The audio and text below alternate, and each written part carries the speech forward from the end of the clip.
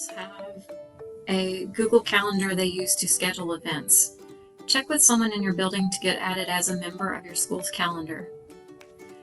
From there, you want to look for an email invitation from Google Calendar. If you get an invitation that way, be sure to click the links that are a part of that email in order to add the calendars. It's also possible for someone to share a calendar to you with a direct link. If you get a direct link from someone, once again, you'll click on the link and add the calendar. This is what the email may look like. So you would just click on a link to add the calendar, and then you would get a pop-up asking to add the calendar. Just click add. There are some options that would be helpful when managing your Google Calendars.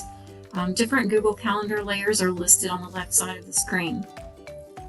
Depending on how your calendar was created, the calendar may be in the first top list or it may be on a bottom list. Just be aware of that, especially if you have a lot of calendars. Mouse over a calendar name in order to see 3 stacked dots. That indicates more options.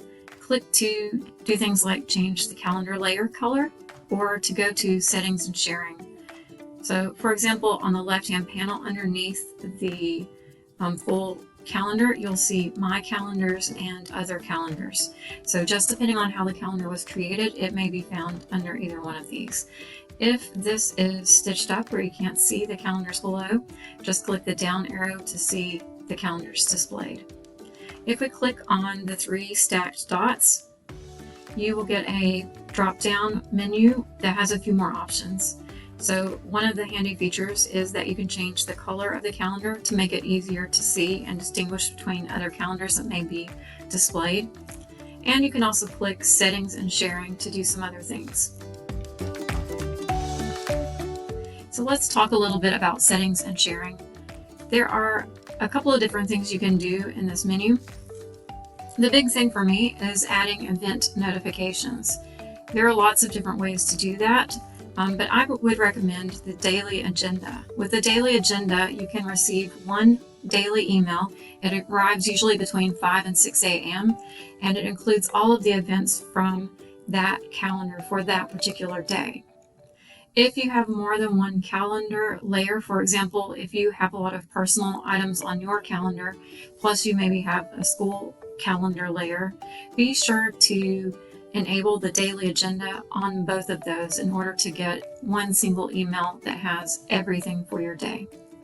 Occasionally, people may need to be aware of any kind of change that takes place on a calendar, especially if they manage things like facilities.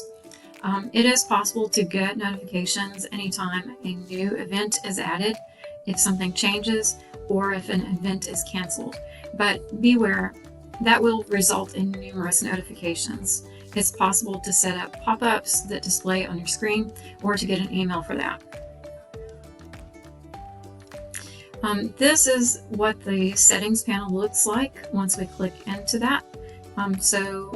Just click the drop down here to choose between either none or to receive an email. The daily agenda option is down at the bottom. We can just click at the bottom and add an email.